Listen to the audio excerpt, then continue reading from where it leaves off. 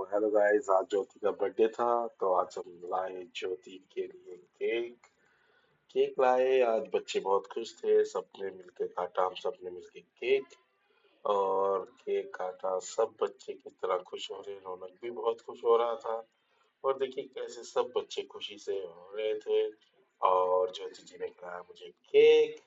Cake खिलाने के बाद मुझे लगा बहुत अच्छा। उसके बाद पीहू के फ्रेंड्स कर रहे थे मस्ती, और पीहू का देखिए डांस। पीहू और उसके फ्रेंड कैसे डांस कर रही हैं।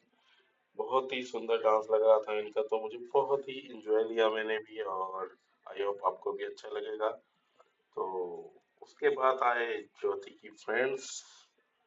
ज्योति की फ्रेंड्स भी आई और उन्होंने भी किया बहुत ही सुंदर सा डांस। देखें आप, कितना ही अच्छा लग रहा है, ये डांस कर रहे हैं। और तो आई होप आपको मजा आया होगा। अब मिलते हैं हम नेक्स्ट ब्लॉग में। Thank you, bye bye.